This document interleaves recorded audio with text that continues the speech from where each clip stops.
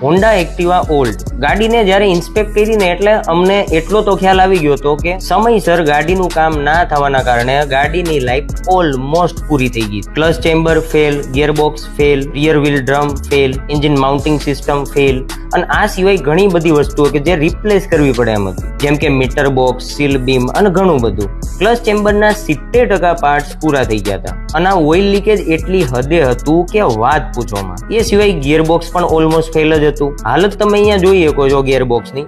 Total bearing change કરવા પડે એમ હતા અને ચેન્જ કર્યા અને કમ્પ્લીટ ક્લીનિંગ કર્યું. ક્લચ ચેમ્બર પણ કમ્પ્લીટ ક્લીન કર્યું અને રોલર, વેરિએટર, બેલ્ટ અને ક્લચ લાઇનર આ પાર્ટ્સ નવા નાખ્યા. આ સિવાય રિયર વ્હીલ ડ્રમ પૂરો થઈ ગયો હતો, જેના કારણે બ્રેકિંગ પરફેક્ટ નહોતું આવતું, તો એ ડ્રમ ચેન્જ કર્યો. આગળ સીલ બીમની લાઇટ પણ પૂરી થઈ ગઈ હતી, તો એ ચેન્જ કર્યું. પ્લસ ફ્રન્ટ ઇન્ડિકેટર પણ ચેન્જ કર્યા અને મીટર બોક્સ પણ રિપેર કર્યું. આટલું કામ કર્યા પછી એન્જિનને બોડીથી છોડાવી અને બંને માઉન્ટિંગ બુશ ચેન્જ કર્યા. પ્લસ રિયર જમ્પર બુશ ઉપર નીચે જે બંને ફેલ હતા એ ચેન્જ કર્યા. આ સિવાય નાનું મોટું ઘણું કામ હતું જે પૂરું કર્યું. Air filter changing, oil fuelling etcetera etcetera. લાસ્ટમાં ઇન્ટરનલી આખી ગાડી પરફેક્ટ વોશ કરી. આટલું કામ કર્યા પછી જે રિઝલ્ટ આવ્યું એ ભાઈ 100% હતું. ગાડી ચાહે કોઈ પણ હોય કે કેટલી પણ જૂની હોય, જો પરફેક્શનથી એની અંદર કામ કરવામાં આવે ને તો રિઝલ્ટ છે ને 100% મળી જાય.